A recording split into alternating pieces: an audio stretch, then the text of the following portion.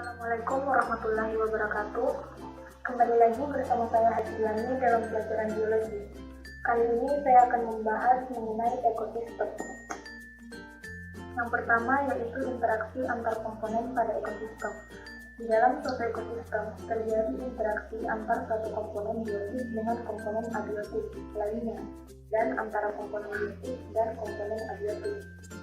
Bentuk interaksi antar komponen biotik dapat terjadi antara spesies yang sama maupun spesies yang berbeda. Interaksi antar komponen abiotik dan komponen biotik mengakibatkan terjadinya aliran energi dan gaul biogeokimia. Contoh interaksi antar komponen ekosistem adalah sebagai berikut. Yang pertama adalah netralisme. Netralisme adalah interaksi antara dua atau lebih spesies yang masing-masing tidak terpengaruh oleh adanya asosiasi. Dalam hal ini tidak ada yang diuntungkan maupun yang dirugikan. Netralisme terjadi antara spesies yang memiliki kebutuhan yang berbeda, misalnya antara sapi dengan ayam, antara kucing dengan ayam, tentunya memiliki kebutuhan atau makanan yang berbeda. Yang kedua yaitu kompetisi.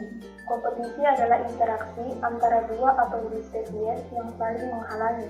Hal ini terjadi karena masing-masing spesies memiliki kebutuhan yang sama. Spesies bersaing memperebutkan sesuatu yang diperlukan untuk hidupnya, misalnya ruang atau tempat, makanan, air, sinar matahari, udara, dan pasangan kawinnya. Persaingan dapat mengakibatkan organisme atau spesies yang kalah bersaing akan mati, tersingkir, atau berpindah ke tempat lain. Coba kalian perhatikan gambar di bawah ini. Kompetisi ini dapat terjadi antara spesies yang berbeda, contohnya harimau dengan singa, burung elang dengan singa, dan kompetisi ini juga dapat terjadi pada spesies yang sama, contohnya kambing dengan kambing, ayam dengan ayam. Yang ketiga yaitu predasi. Predasi yaitu interaksi makan dan memakan antar organisme pada umumnya. Tubuh predator berukuran lebih besar daripada mangsanya. Populasi pemangsa ditentukan oleh ketersediaan mangsa. Sebaliknya, populasi mangsa ditentukan oleh besar kecilnya predator, contohnya antara harimau dengan zebra, burung, elang dengan ikan. Yang keempat yaitu simbiosis mutualisme. Mutualisme yaitu interaksi antara dua spesies atau lebih yang masing-masing pihak memperoleh keuntungan dan saling membutuhkan. Sehingga asosiasi tersebut merupakan keharusan, contohnya antara bunga dengan kupu-kupu. Kedua belah pihak tersebut saling diuntungkan. Bunga dibantu penyerbukannya oleh kupu-kupu, sedangkan kupu-kupu dapat menghisap sari bunga tersebut. Selanjutnya yaitu kerbau dengan burung. Keduanya saling diuntungkan. Kerbau diuntungkan karena kutu yang berada di punggungnya dimakan oleh burung-burung tersebut, dan burung memperoleh makanan dengan cara memakan kutu-kutu kerbau tersebut. Yang keenam yaitu simbiosis parasitisme. Parasitisme yaitu interaksi antara dua spesies atau lebih yang berakibat salah satu pihak dirugikan sedangkan pihak lain atau parasit beruntung.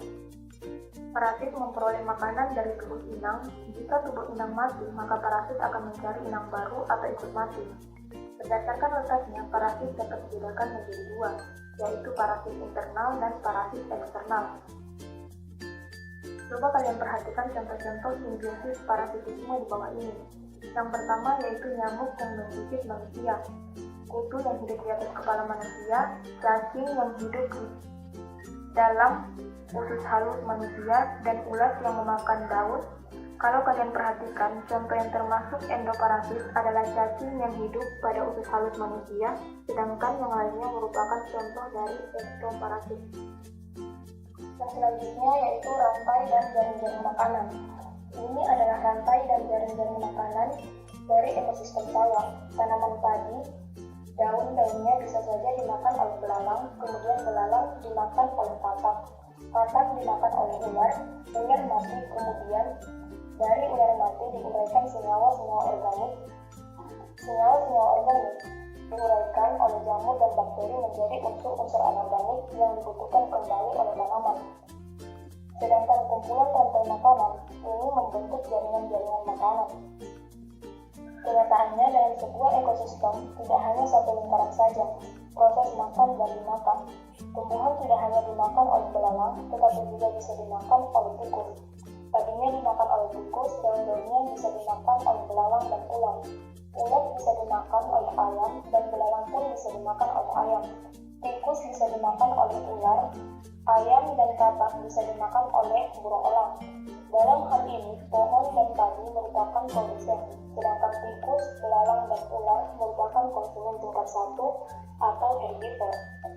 Ayam dan katak merupakan konsumen tingkat 2, ular dan burung jika mati ular dan burung adalah omnivore. Ular dan burung jika mati akan diurai oleh bakteri dan jamur menjadi unsur-unsur anorganik dan selanjutnya akan dibutuhkan kembali oleh tanaman.